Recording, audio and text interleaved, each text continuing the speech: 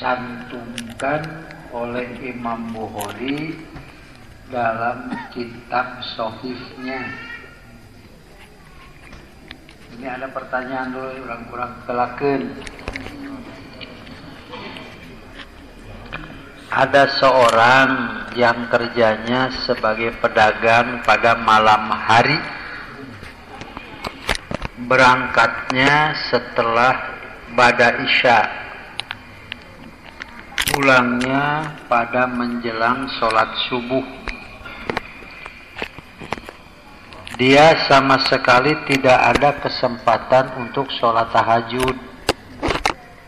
Pertanyaan, apakah ada pengganti sholat malam, sholat tahajud? Ini pertanyaan bagus sekali nih. Artinya bagaimanapun sibuknya masih ada perhatian untuk sholat tahajud itu. Begini ya, tahajud itu artinya tidak tidur malam yang semestinya tidur.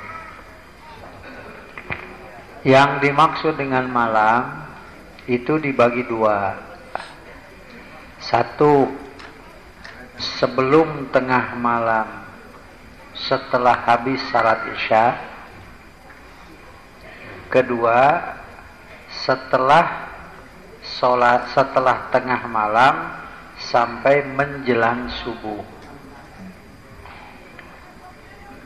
Dari kedua waktu itu, yang utama untuk sholat malam itu adalah pada waktu yang kedua, yaitu waktu yang sedang kosong dari salat fardu. Yang dimaksud dengan kosong dari sholat fardu itu karena batas akhir salat isya adalah sampai tengah malam. Setelah tengah malam sudah tidak ada lagi waktu untuk salat isya itu. Batasnya kalau pakai jam seperti sekarang yang ada almanaknya itu, duhur jam sekian, asar jam sekian, maghrib jam sekian. Saya tanya Pak Profesor Dr. Suandoyo ya, sebagai anggota Mabin dalam hal hisab menghisab, yang dimaksud tengah malam itu batas akhir salat isya kira-kira jam berapa? Nah, beliau mengatakan kalau dunia ini jelas bulat, ambil garis tengah saja. Gitu. Kalau awal zuhur itu sekarang jam 11.49, 11.50 sekarang lah ya, awal zuhur itu sama dengan akhir isya jam 23.50. Jadi kurang lebih jam 12-an, kurang lebih itu ya.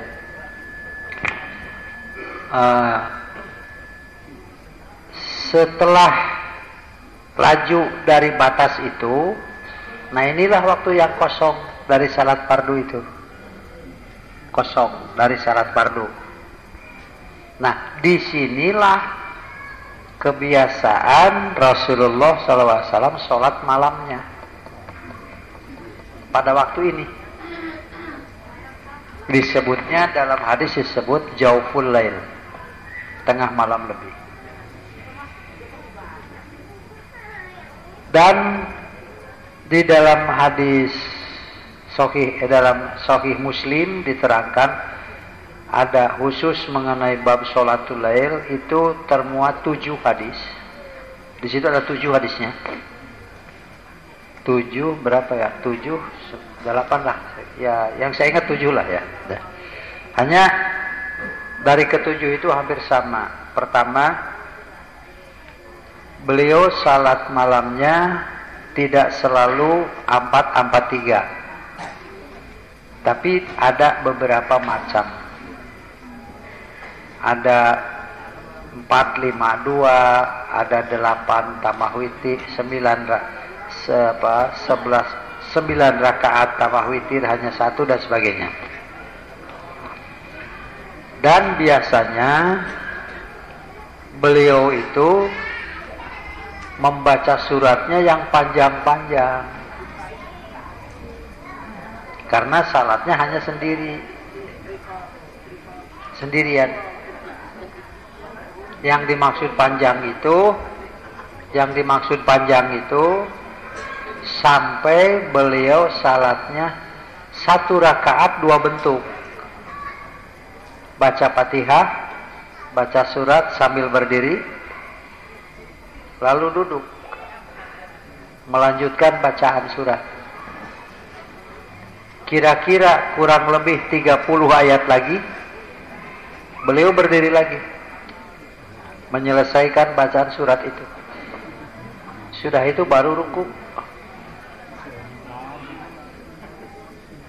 Nah itu ya, tapi entong diturutan teh banyak maca watini gerakit. Ya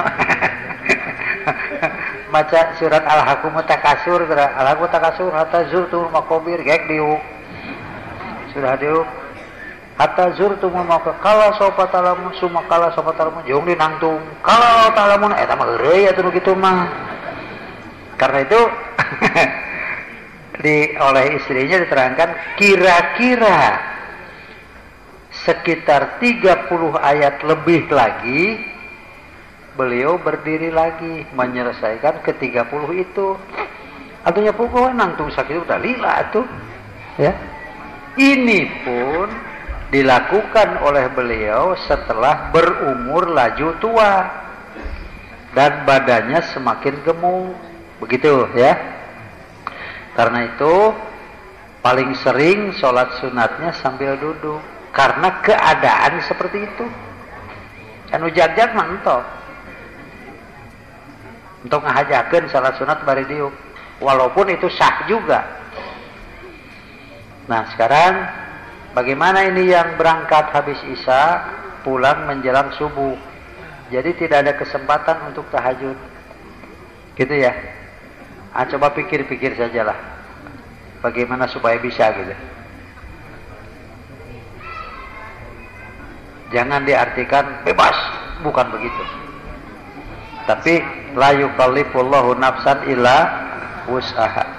Nanti kesananya laha makasabat wa 'alaiha maktasabat, artinya ada usaha maksimal sampai kepada batas yang dimaksud dengan wus'aha itu, gitu ya. Danu teriweuh ge pan loba nu tara. Nu riweuh wae nanyakeun keneh, gitu ya. Matak nu tara mah moal nanyakeun. Saya ingin menanyakan maksud dan dari ayat man yuridillahu bihi khairon yufaqihu fiddin. Ini bukan ayat Quran, hadis ini. Begini ya, hadis ini ada sababul wurudnya. Dalam salah sebuah keterangan ini mengenai Abdullah bin Abbas, gitu ya. Karena kelihatan cerdasnya, kelihatan ikhlasnya, kesolehannya, kelihatan perspektif keilmuan masa depannya, maka Nabi mendoakan Allahumma faqihhu fiddin. Ya Allah, pahamkanlah Ibnu Abbas dalam urusan agama. Doa Rasul ini oleh Allah diijabah sampai Ibnu Abbas menjadi seorang sahabat utama dalam hal memahami Quran. Sampai ada khusus ada tafsir Ibnu Abbas, namanya Tanwirul Mikbas. Gitu ya. Nah, lalu Rasulullah SAW mengumumkan ini, man yuridillahu bihi khairon, siapapun yang Allah kehendaki segala kebaikan untuk orang itu, yupaqihu fiddin, maka orang itu akan dipikihkan dalam urusan agama. Arti fikih itu lebih dari paham, lebih dari sekedar mengerti, tapi dari yang tersurat sampai yang tersirat, paham ya. Sampai si feelingnya itu, rasanya itu jadi ukuran. Bohongnya orang itu ya. Eta teh hese diajarkeunana hese eta teh. Hese diajarkeunana. Eta mah kudu jadi kumaneh we gitulah. Jadi karena itu begitu Nabi ketemu dengan seseorang, Nabi pergi. Mengapa? Dia datang dengan muka hasud dan akan pergi dengan muka marah. Padahal jelema eta teh biasa, teu nanaon, tapi Nabi kitu teh jelema teh. Tepek turutan hese teh ya. Dia datang dengan muka hasud, nanti dia pulang dengan muka marah. Padahal pada diriku tidak ada apa-apa untuk orang itu. Tah eta teh sok diparake ngaji cenah gitu. Maka pelaksanaan ayat man yuridillahu bi khairon yufaqihu fiddin, yang dimaksud dengan khaironnya itu nanti pola pikirnya ada undang-undang.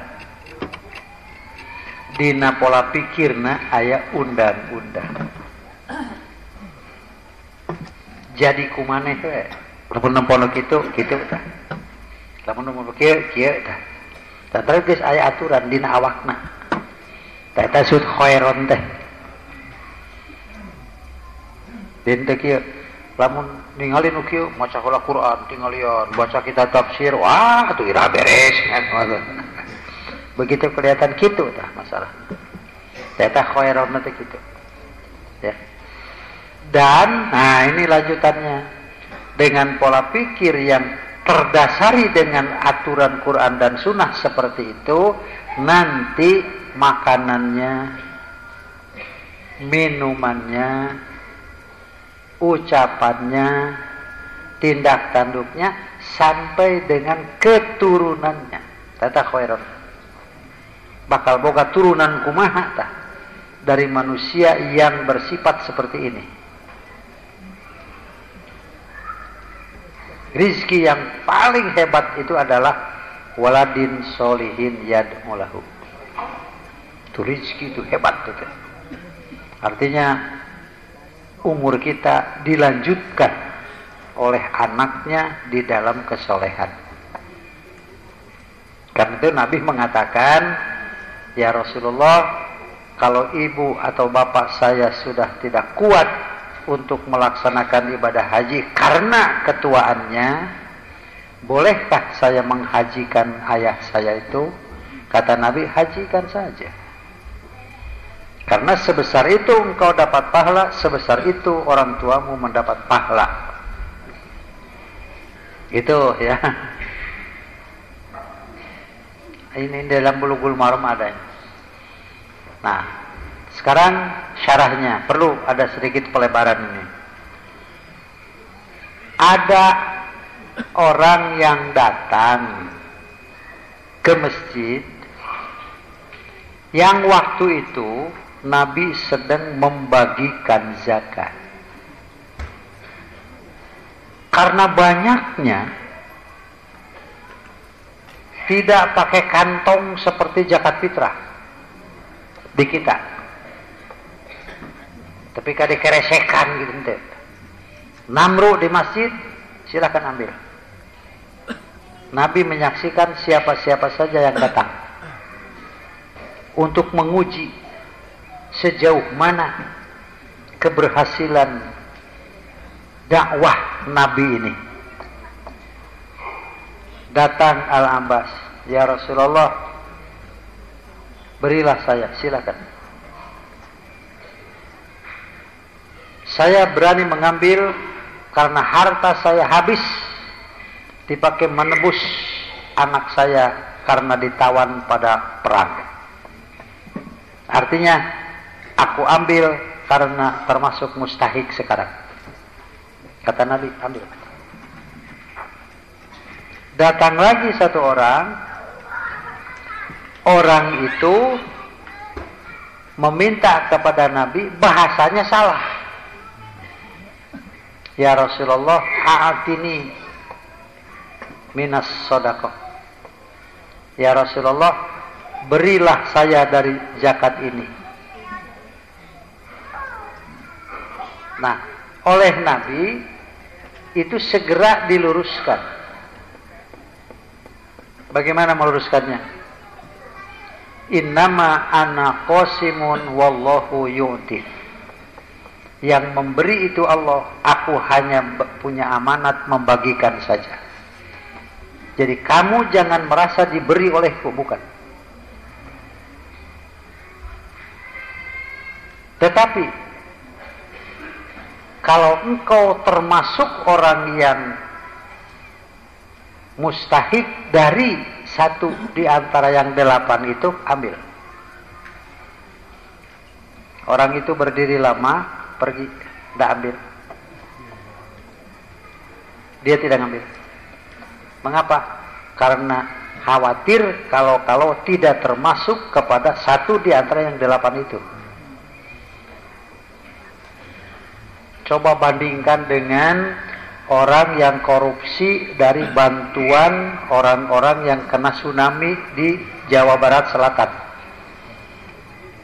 Tinu kamusibatan wae dipaling.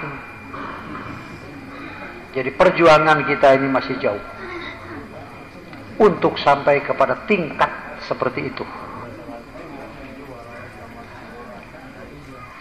Ini belum lama ini ibu saya dapat warisan ratusan juta rupiah dari suami kedua, yaitu bapak tiri saya. Saya dikasih yang zakatnya juga dari kedua adik seibu saya. Itu pun hanya untuk jajan. Padahal saya orang gak punya. Bolehkah orang tua memberi uang zakat pada anaknya, juga adik pada kakaknya? Ini dalam hadis Muslim, dalam ada terjadi ini dalam saya lupa kitabnya nih. Ini dimuat oleh Syekh Mustafa As-Sibai kalau nggak salah tuh. Jadi ada terjadi memberikan zakat kepada ibunya karena ibunya miskin, kepada ayahnya, kepada keluarga yang terdekat. Zakat itu sah karena kategori di antara asnaf ini. Hanya, nah ini pakai hanya nih. Anggaplah sebagai batas. Kalau anak memberi sesuatu kepada ibunya dari zakat, itu kan bukan amal soleh. Karena zakat bukan milik dia kan. Jadi orang mengeluarkan zakat itu sebetulnya mengeluarkan bukan miliknya. Tapi yang Allah titipkan hak di antara asnaf itu. Jadi melawan mikir zakat ka fakir miskin itu bukan hak miliknya. Tapi amanat Allah untuk orang itu. Gitu ya. Nah sekarang dikasihkan kepada ibu bapaknya, sah juga kalau ibu bapaknya itu miskin. Tapi nanti akan ditagih. Mana wabil walidaini ihsanan? Wabil walidaini ihsanannya mana? Dan ini tidak termasuk suatu kebaikan, di antaranya malah termasuk kepada kejelekan. Mana kejelekannya? Mensamakan ibu bapak dengan fakir miskin yang lain. Dan seolah-olah dia melepas diri daripada dia sebagai anak. Ini bahayanya. Bukan sah dan tidak sahnya mengeluarkan zakat itu. Ayah kene mana dia? Bagaimana menurut Ustadz apa nih? Orang-orang yang punya semangat membangun masjid saja dengan diperindah, dipermegah dengan hartanya, tapi tidak ada semangat memakmurkan dan hanya terfokus sebatas ibadah ritual saja. Apakah orang lain yang ikut membantu memberi dana pada masjid itu amalnya akan sia-sia disebabkan ketidaktahuan? Ieu mah lapor ieu mah. Cing atuh nyeun masjid teh ulah mikirkeun bata-batu nawungkul. Kitu maksudna mah. Pikirkeun kumaha ngamakmurkeunana. Kumaha mengagamiskannya. Ya, saya ingat kepada apa ya, kalau urusan politik matekan kontrak lah dengan calon wali kota misalnya ya, calon gubernur, tekan kontraknya antara lain misalnya saya akan memilih Anda, tapi saya minta supaya kota Bandung jadi kota agamis. Gitu ya. Disanggupi itu. Oleh calon itu disanggupi. Tapi tidak jelas mau disebut agamis itu yang bagaimana. Apakah misalnya ya Bandung ini akan jadi kota agamis karena tiap malam Jumat ada zikir bersama. Di saat repot-repotnya urusan ekonomi dan kenaikan BBM, lalu mengadakan istighosah. Wali kota mengajak seluruh rakyat kota Bandung untuk tobat nasional. Itu agamis nu lain. Nah ini jadi harus kriterianya mesti jelas, gitu ya. Nah, saya pernah ditanya, menurut pendapat Anda yang dimaksud kota agamis itu bagaimana? Saya hanya menjawab, hari Jumat jalan jangan macet di waktu Jumat. Itu saja. Cukup. Kenapa cukup? Dages teh Jumat masalah ge moal. Pani mah sabingung sakali lain. Satu saja. Hari Jumat di waktu Jumat jalan jangan macet. Mengapa? Karena mayoritas penduduk Bandung itu beragama Islam. Pada waktu Jumat jalan macet, jadi kusaha dipacet karena kudu teh Jumahan, saha eta? Urang Islam. Gitu ya. Jadi memasyarakatkan Jumaah dan menjumaahkan masyarakat itu sudah hebat ya. Daripada memasyarakatkan adu domba. Nanti jadi mengadu domba masyarakat. Apa yang dimaksud dengan jalur Islam dan jalur goer Islam? Lih aya we. Jalur teh jalan. Jalur Islam mah Quran jeung hadis gitu. Anu goer Islam mah bukan Quran dan hadis. Itu saja. Dalam menempuh kehidupan kita disodorkan antara dua, fisabilillah atau fisabilis syaiton. Apa maksudnya? Fisabilillah mah contohna Rasul, fisabilis syaiton mah contohna Abu Lahab. Geus kitu kana gampil lah. Ya. Sampai ada contoh begini contohnya. Ini contoh dari seorang filosof. Nabi itu semacam seorang yang menanam pohon pisang, lalu dipupuk dengan tai kambing. Dengan pupuk itu pohonnya bagus, keluarlah pisang yang banyak.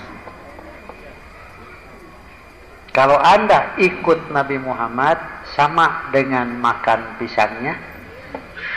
Tapi kalau Anda ikut Abu Lahab, itu sama dengan makan pupuknya. Coba pikir deh.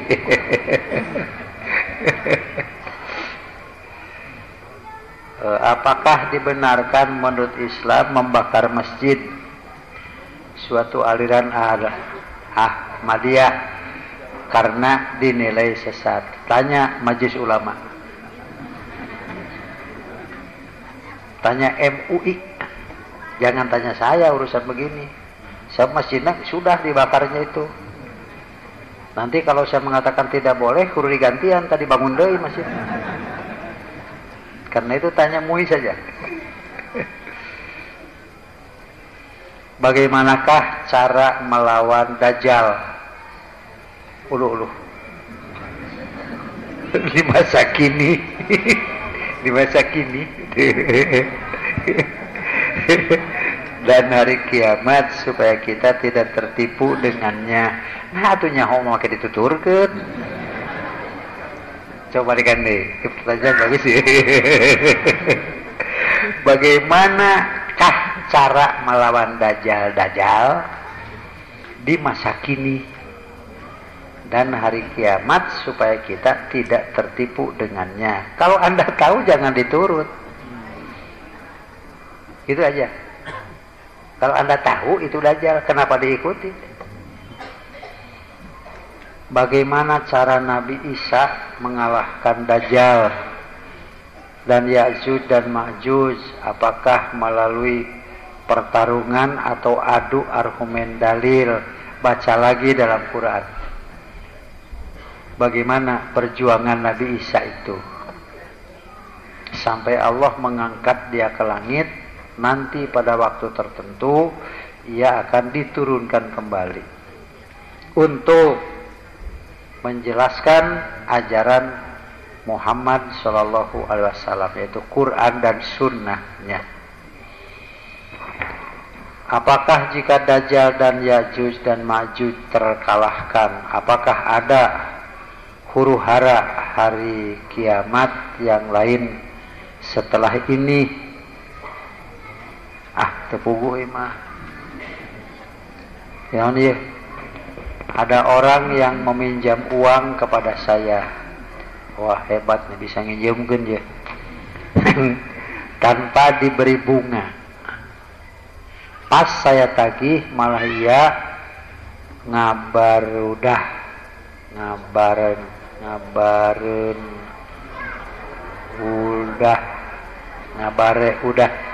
kepada saya.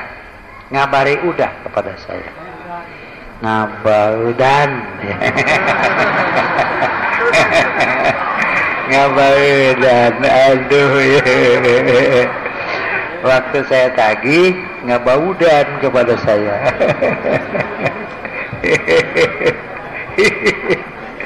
Iya, batur corik, ya kalah sorry.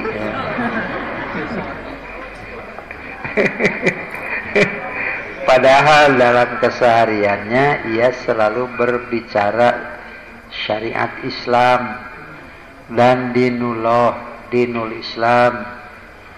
Dan lebaran kemarin ia hanya membayar 500.000, padahal hutangnya sebesar 1 juta. Saya kira ia berniat membayar yang kurangnya, tetapi malahan ia berpikir untuk minjam lagi 1,5 juta. Dan sampai sekarang hampir kurang lebih 2 tahun lebih ia belum bayar nyicil. Bagaimana sikap saya menurut Ustadz? Seharusnya padahal saya sudah baik kepada dia, tapi dia tak tahu diri. Kalau yang dimaksud surat ini sekarang datang, cobalah baik-baik ya. Ini bukan pertanyaan, tapi melampiaskan kekesalan.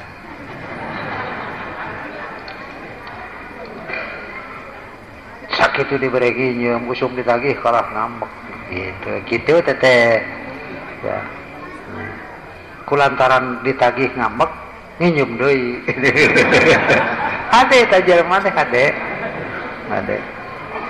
kitu nurutkeun dinul Islam. Aya kula lucunya zaman ayeuna, aduh masya Allah. Aduh, jadi ya dunia ini panggung sadiwara. Bade tumaros, mangga. Nah, ya itu bade tumaros ditulis. Bade tumaros bade geus pok. Kumaha ditinjau tina hukum Islam? Hubungan antara minantu sareng mitoha. Ada ya pertanyaan minggu ini ya, aduh. Alhamdulillah, tulus lah BBM naik ke tulus ya, di demo di kumaha ge moal bisa, tulus. Sakitu bari ngoronang oge bisa keneh ruwarawel. Atanapi sebalikna, nah sami sapertos kasepuh nyalira kumargi seueur kacarioskeun kajadian percekcokan komo upami teu sapaham mah matur nuwun. Aduh.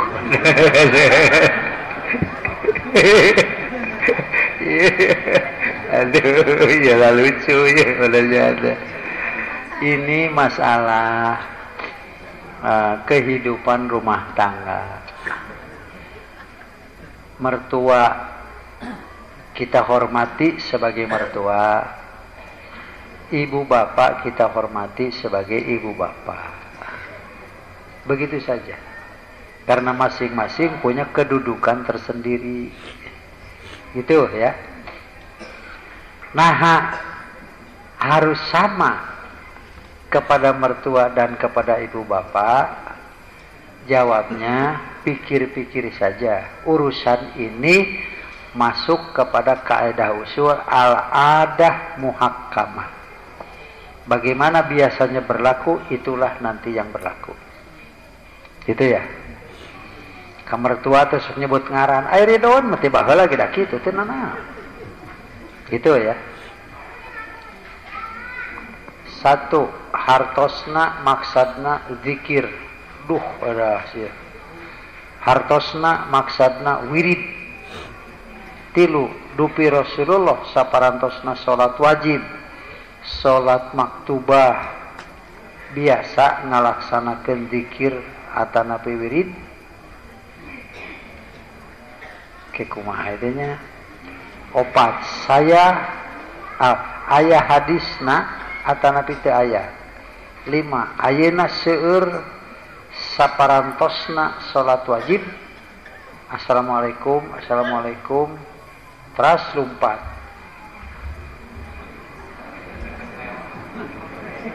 Oh, ngaleos teh dikir heula gitu. Cek tukang sate. Mantarokal wirda fahual kirdu. Tapi sanes hadis cek tukang sate.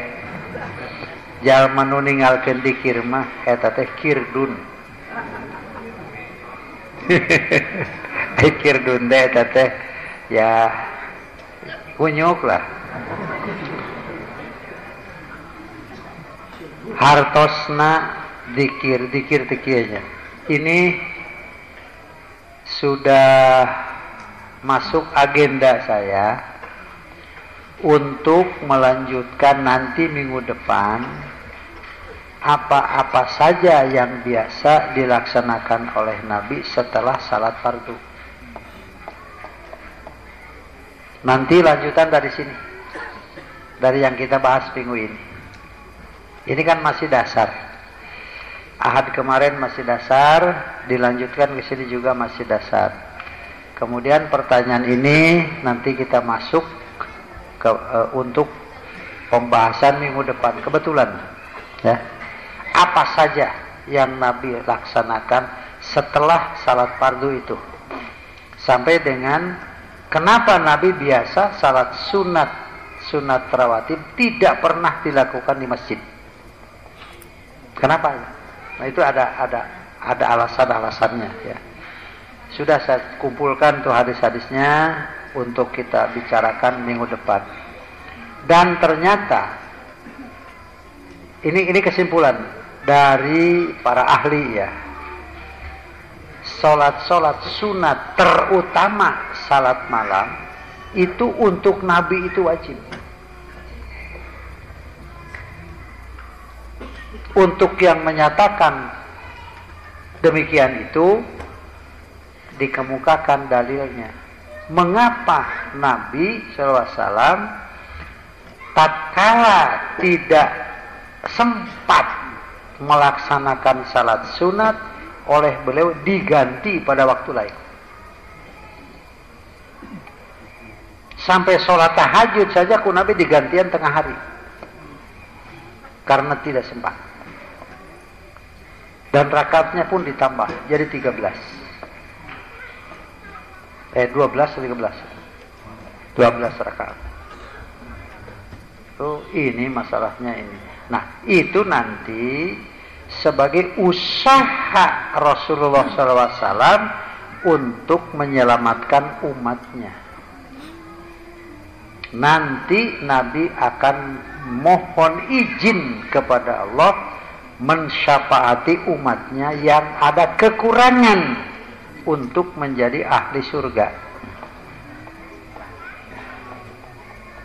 Jadi salah kalau nyata syafaat kawali, salah.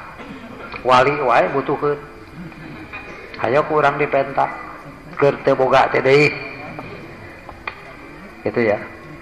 Nah, sudah, sekarang ngaji dulu ah. Ayat ini dalam surat An-Nur 51-52 yang oleh Imam Bukhari dicantumkan beberapa hadis yang di sini ditulis ya. Hadis yang ketiga dari bawah, kemudian hadis yang kedua dari bawah, lalu ada penjelasan lain hadis yang diriwayatkan oleh Imam Ahmad.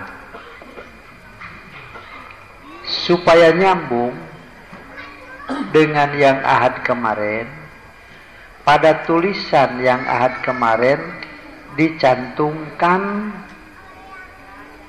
bahwa tidak ada yang melebihi Nabi dalam memahami Al-Quran. Sudah sampai puncaknya. Memahami Quran itu sudah sampai puncak. Dan tidak akan yang bisa menyusul sampai puncak itu dalam memahami Quran. Itu tertulis keterangannya di lembaran Ahad kemarin. Karena itu Nabi Shallallahu Alaihi Wasallam apabila berkata-kata itu hampir menyamai Quran. Karena ringkasnya, karena singkatnya, karena indahnya dari seorang Rasul. Karena itu setiap yang beliau katakan, ada yang mengatakan ini adalah bahasa kerasulan, bukan bahasa diri sebagai insannya. Contohnya begini ya, makai contoh lain ini rada hese kahanapna ya, hese teh nerangkeunana. Begini, dua contoh. Ada seorang ibu yang dalam riwayat lain dikatakan ibu ini sudah tua. Bagaimana Nabi SAW mencerdaskan manusia. Dan apabila datang satu pertanyaan kepada beliau pada waktu itu, jawaban ini berlaku bukan hanya untuk orang itu, tapi berlaku untuk seluruh umatnya. Ini bahasa kerasulannya. Saya ulangi ya. Datang seorang bertanya kepada Nabi, lalu Nabi menjawab. Baik pertanyaannya yang Nabi terima maupun jawabannya, ini bukan hanya untuk orang itu kan, tapi berlaku untuk seluruh umatnya sampai hari kiamat. Karena itu ada seorang tua bertanya, "Ya Rasulullah, ada air sedikit, tapi di situ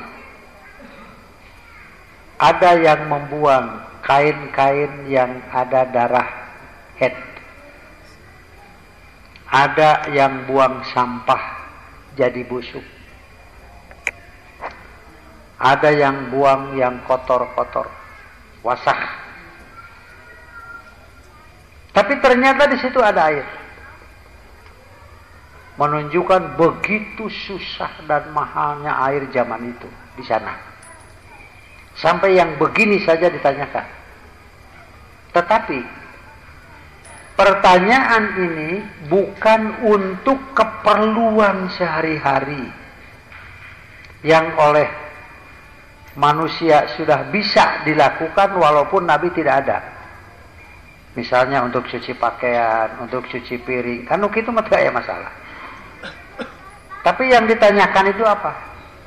Sahkah salat saya kalau saya bersuci dengan air itu? Maka Nabi menjawab, innal ma'a tahurun. Air itu suci. Ulangi, air itu suci.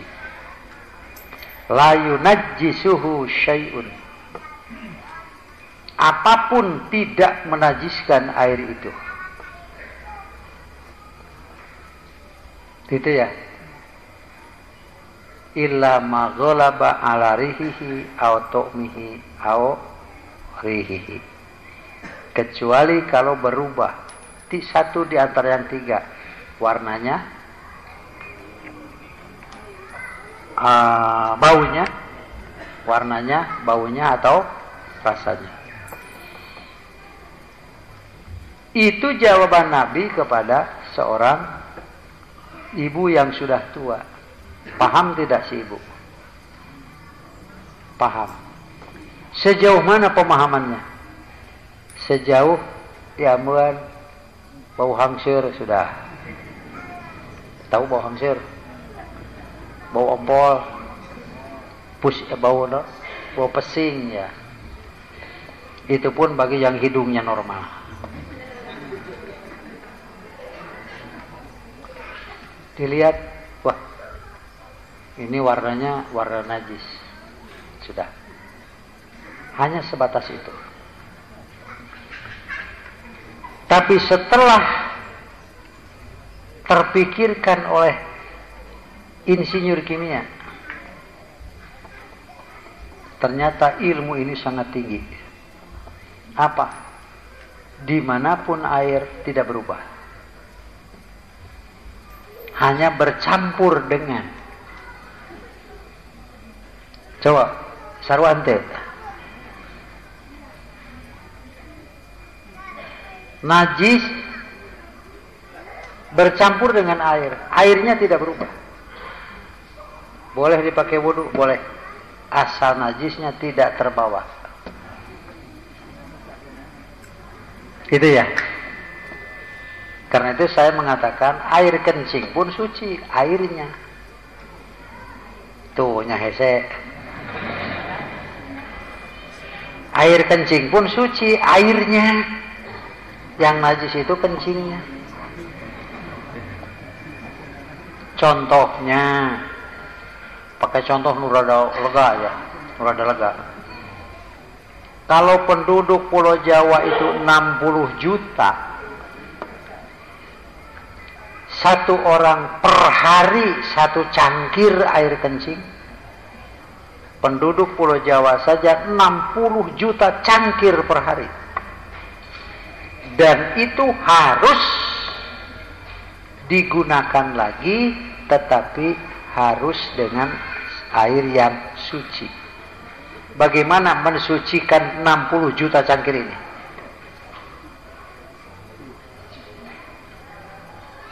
Karena Allah tidak menambah air yang baru. Sejak bumi ini dibuat, air itu tidak bertambah, tidak berkurang. Boleh tanya insinyur-insinyurnya, ini Quran yang bicara begitu. Dengan tenaga matahari dinaikkan ke langit. Naikkan ke langit. Di langit diasakan menjadi benda yang sangat keras. Namanya di Quran disebut Al-Muznu. Jutaan ton di atas yang menghitam dengan sangat keras itu, lalu Allah mengutus angin untuk memutar. Angin sebesar apa tenaganya bisa memutar jutaan ton yang membeku itu. Karena itu bangunan-bangunan kalau kena angin itu itu mah tuh dikoehkeun gitu ge runtuh. Karena diputar, maka tersiramkanlah, turun dengan tidak membahayakan. Dalam Quran disebut al-mator.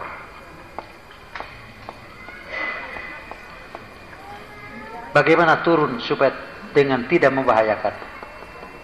Diputar sambil maju terus yang berat. Karena itu tidak ada hujan yang turun lurus, itu kan tidak ada. Tergantung angin. Quran mengatakan angin itu apabila datang, dialah yang pembawa rahmat. Turun. Karena itu Quran mengatakan wa anzalna minas sama'i ma'an tahuran. Kami turunkan dari langit air yang suci, walaupun di bumi asalnya air najis. Di mana najis itu disimpan? Inilah rizki bagi manusia.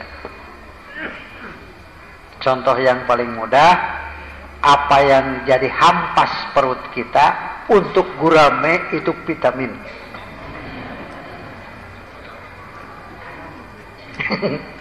Apa yang jadi hampas perut kita itu kan harus dibuang. Setelah keluar itu bagi gurame itu vitamin itu. Sampai ada balong yang banyak guramenya, kalau kita buang kotoran di situ hati-hati itu. Gurame itu sudah begini aja. Gitu ya. Wah, mau datang vitamin nih. Saya punya kawan dulu ngaji di Cianjur, ke sana jauh. Lalu ingin buang kotoran lah. Nah, itu ada bambu 2 pakai tiang, lalu dipakai tutup dari seng, kalau nggak salah dari apa itu. Nah, itu kan ada bambu itu. Kalau waktu buang kotoran itu bambu itu harus digerakkan terus.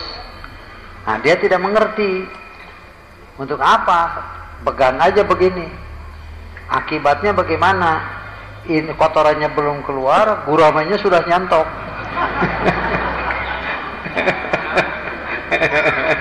Getihan. Aduh.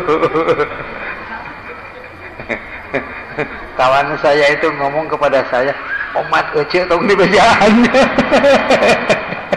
Nya gitu. Bisi asa diunghak ku gurame. Puguh sakitu terhormat teh dianggap kok kotor. Pan eta teh mahal eta teh. Mas kawin lagi sabaraha meunang eta teh. Saya ingat juga, aduh eta nasib. Nepi kaki gitu.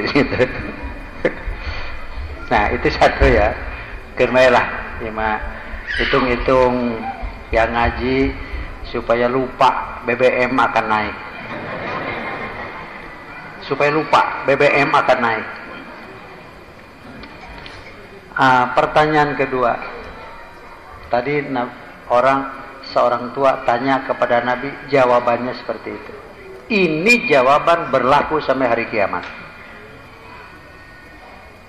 Yang kedua, ya Rasulullah, saya orang yang biasa melaut, pakai perahu, dan bawa air hanya sedikit. Air apa? Tentu saja bukan air laut kan? Air yang bisa diminum.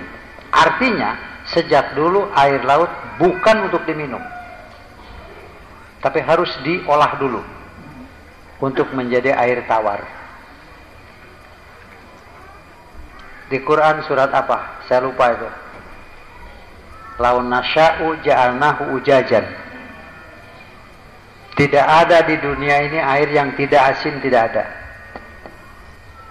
Tidak ada yang tidak asin. Tapi bagaimana air yang asin itu lalu menjadi air tawar dan kamu minum?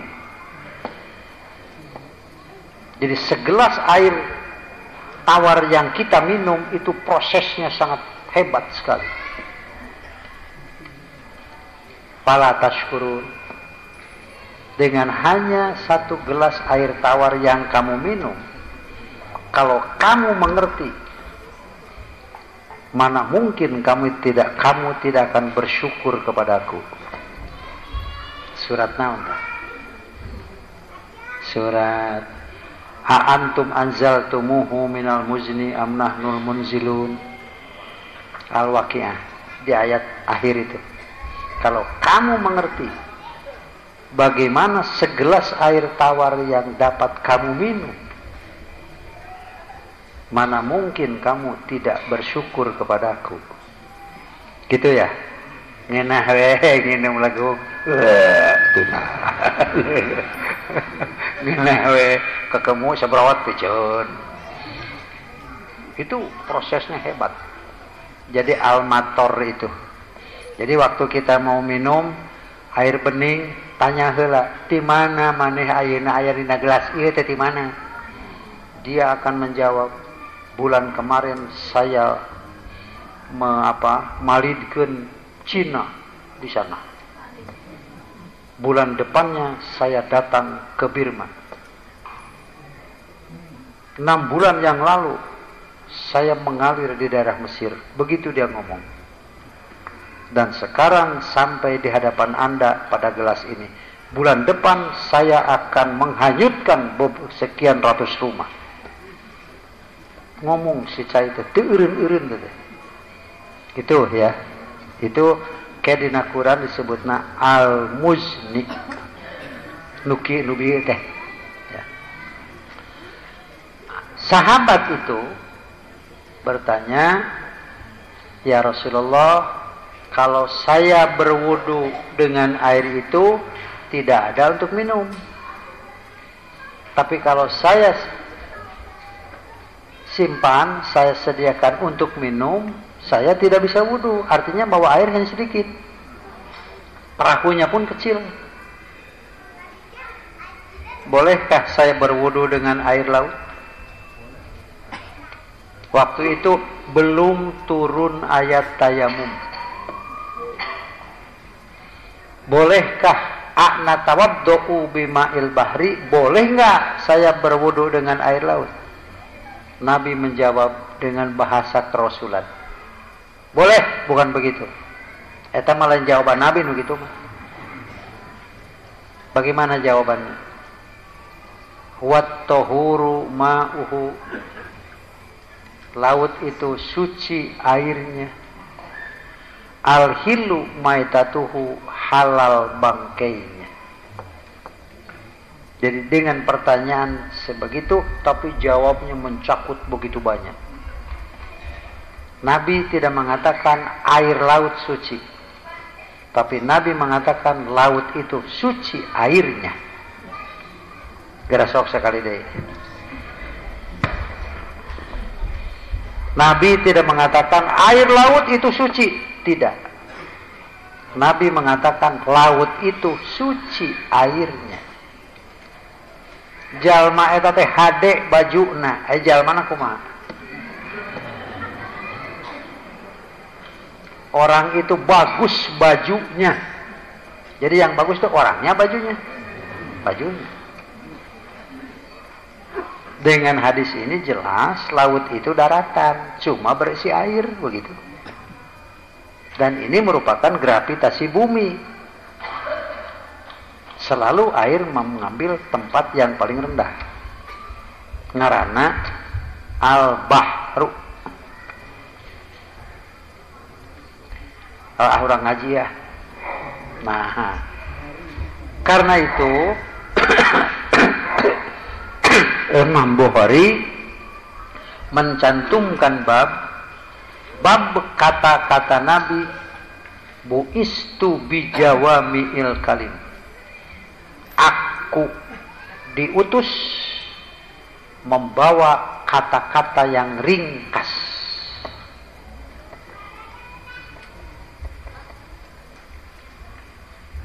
Nah, untuk atau pencantuman bab ini, Imam Bukhari menafsirkan ayat innama kana qaulal mu'minina idza du'u ilallahi wa rasulihi, tiada lain perkataan mukminin bila diajak kepada Allah dan Rasulnya, liyahkuma bainahum, buat menghukum di antara mereka, yaqulu sami'na wa ata'na,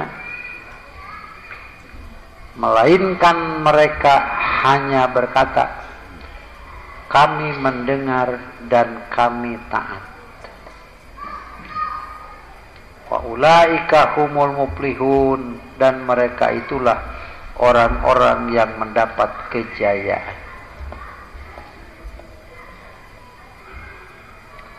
Wa may yuti'illaha wa rasulahu, siapa yang mentaati Allah dan Rasulnya. Ini lanjutannya ahad kemarin. Yang menafikan sunnah Rasul cukup dengan Quran saja. Akibatnya mengartikan Quran hanya dengan arti sesuai dengan kepentingan, bukan yang dimaksud oleh Quran itu sendiri. Karena itu tulisan yang ahad kemarin di situ dicantumkan Nabi Sallallahu Alaihi Wasallam memahami Quran itu sampai kepada puncak yang manusia lain tidak akan sampai ke puncak itu. Nah di sini dua, wa may yuti'illaha wa rasulahu. Yang di ayat lain yang ditulis pada ahad kemarin, wa anzalal kitaba wal hikmata. Allah menurunkan Al-Quran dan Al-Hikmah. Kata Imam Syafi'i, yang dimaksud dengan hikmah adalah sunnatu rasulihi. Jadi dengan alasan, dengan dalil-dalil seperti itu, saya berani mengatakan bila ada yang berquran dengan tidak bersunnah, itu tidak berislam. Habis bagaimana melaksanakannya? Apa salat Jumat pakai khutbah ada Qurannya? Apa salat duhur 4 rakaat ada Qur'annya? Lalu dibaca dengan sir, ada ayat Qur'annya. Tapi salat subuh dibaca dengan jahar, mana Qur'annya? Maka berquran tidak bersunnah berarti jadi tidak berislam. Moal bisa ngalaksanakan, moal Jumat acan.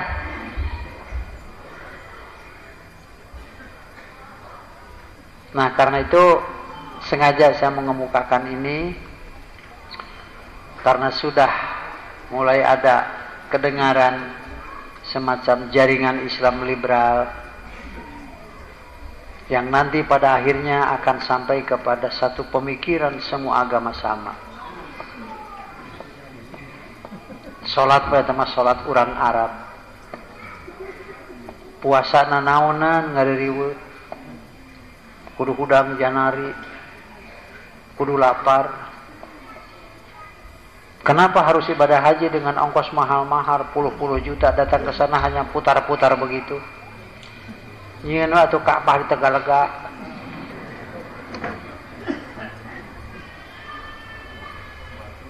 Banyak orang yang putar-putar di Tegalega kan subuh-subuh. Tawaf itu bukan. Ini aturan sudah mulai diusik. Tapi tidak mau menolak Qur'annya karena tidak bisa membantah. Dirusak dan diacak-acak sunnahnya. Ini sejak abad pertama sudah mulai masuk hadis-hadis atas nama Nabi, padahal kepentingannya kepentingan keduniaan.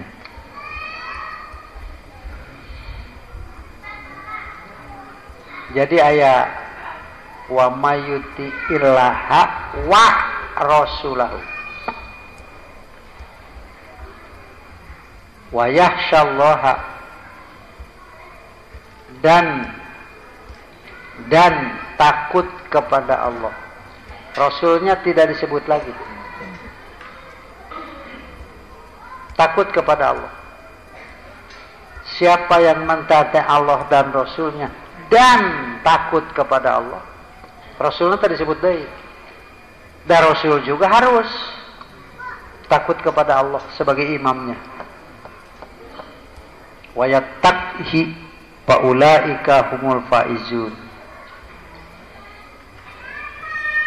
dan menjauhi apa yang dilarangnya, merekalah yang berbahagia. Yang mana yang dilarang oleh Allah itu? Makanya oleh Nabi dijelaskan dengan kata-kata yang ringkas. Kata Imam Bukhari, babu qaulin Nabi SAW bu'istu bijawami kalim. Nabi itu bicara dengan kata yang ringkas, tetapi maksudnya sangat panjang. An Abi Hurairah anna Rasulullah SAW qala, dari sahabat Abu Hurairah bahwa Rasulullah SAW bersabda, bu'istu bijawami'il kalim, aku diutus dengan membawa kata-kata yang ringkas. Wa nusirtu birru'bi, dan aku ditolong adanya rasa takut di hati musuh. Wa baina ana naimun ra'aituni, di saat aku tidur,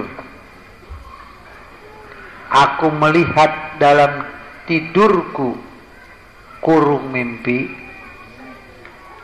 utitu bimafatihi huzainil ardi, telah didatangkan kepadaku kunci-kunci perbendaharaan bumi, pawudiat fi yadi, lalu diletakkan pada tanganku.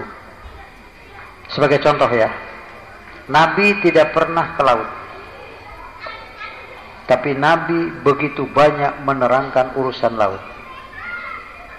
Sampai dengan Sidratul Muntaha pun oleh Nabi diterangkan. Begini, ini kisah Isra ya, bukan Mi'rajnya, Isra-nya.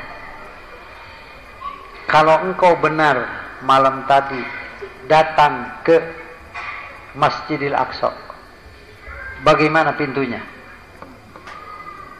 Ditanya oleh orang-orang yang biasa datang ke negeri Syam dan tahu keadaan masjid itu, sampai kepada pintu-pintunya.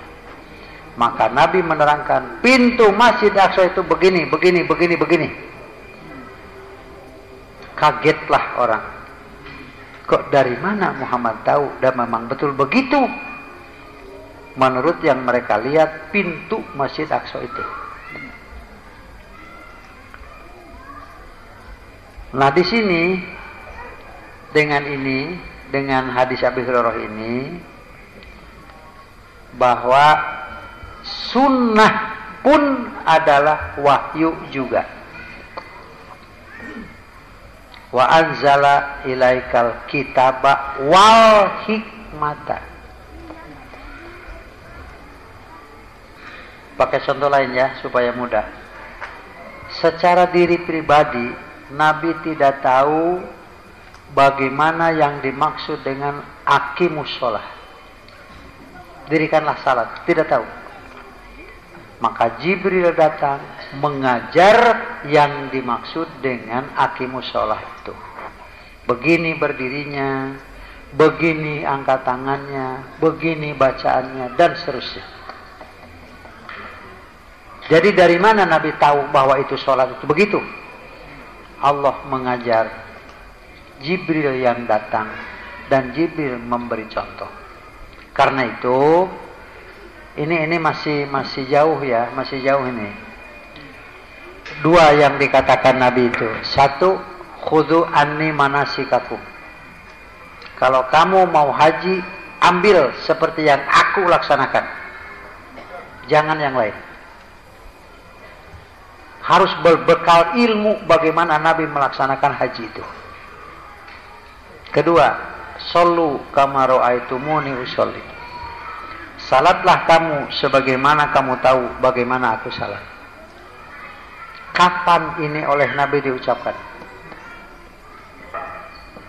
Ternyata menurut pengamatan saya, bahwa hadis shollu kama ra'aitumuni usolli itu diucapkan oleh Nabi hampir menjelang wafat.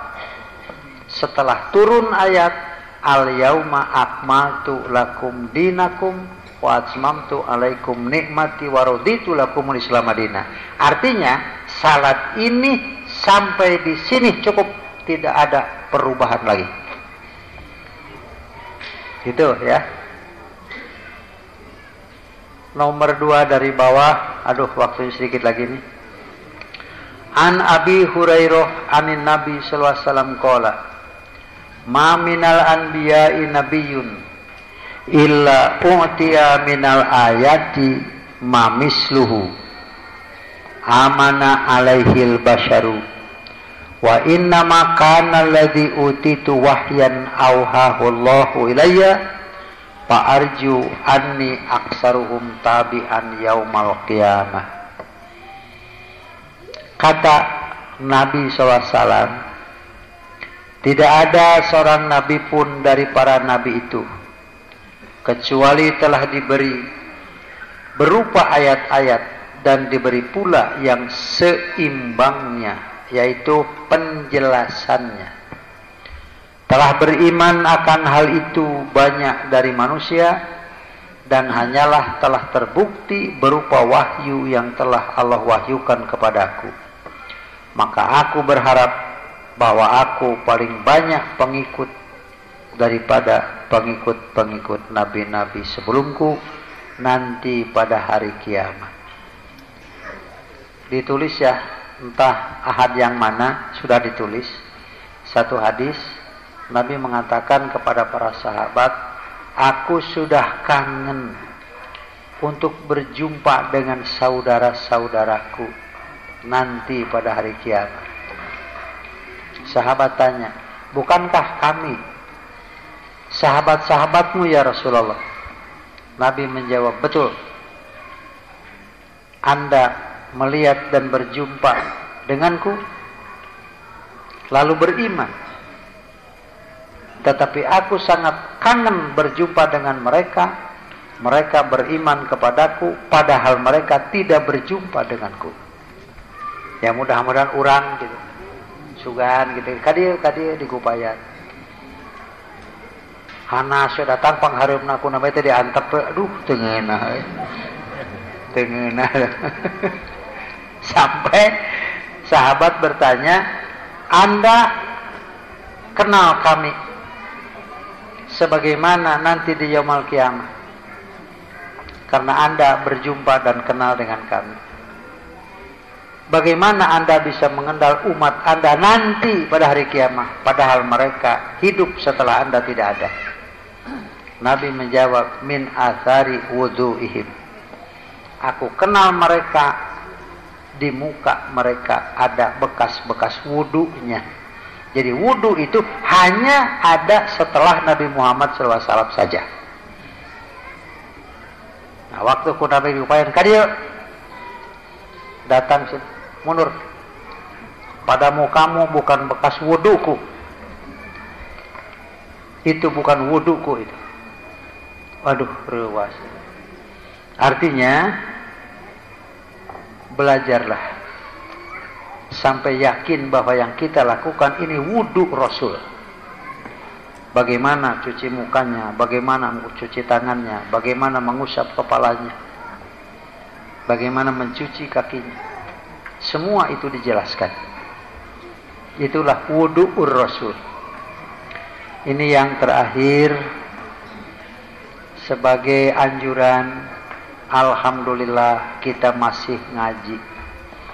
Di saat keadaan begitu repotnya pikiran-pikiran orang sekarang. Riwah.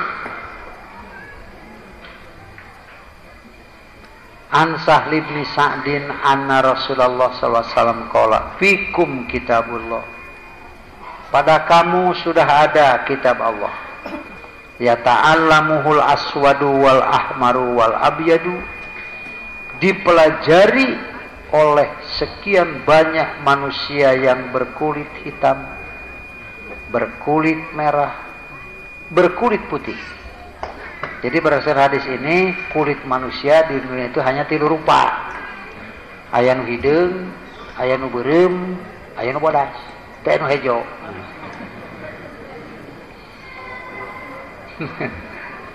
Aya ge nu belang, aya. Ta'allamuhu qabla an ya'tiya zamanun yata'allamuhu nasun. Pelajari oleh kamu sebelum datang satu zaman Quran dipelajari oleh manusia. Wala yujawizu taraqiyahum. Tetapi Quran yang mereka baca tidak pernah melintas tenggorokan, hanya sampai tenggorokannya saja.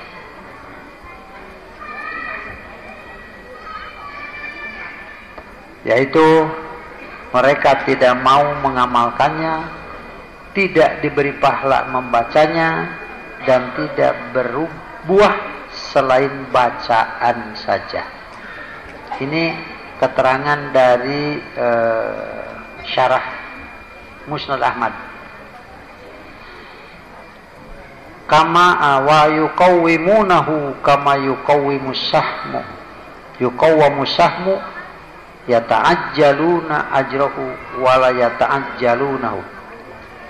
Mereka akan menggunakan Quran seperti melurus-luruskan anak panah. Kemana tujuan dipentangkan ini? Ke sebelah kanankah? Ke sebelah kirikah? Luruskah? Ke bawahkah? Atau ke ataskah? Quran akan digunakan seperti akan melepas anak panah. Sesuai tujuan. Quran akan digunakan nanti pada zaman oleh orang-orang yang sekian banyak kepentingan. Ya, alhamdulillah lah kita masih ngaji ya. Mudah-mudahan kepada yang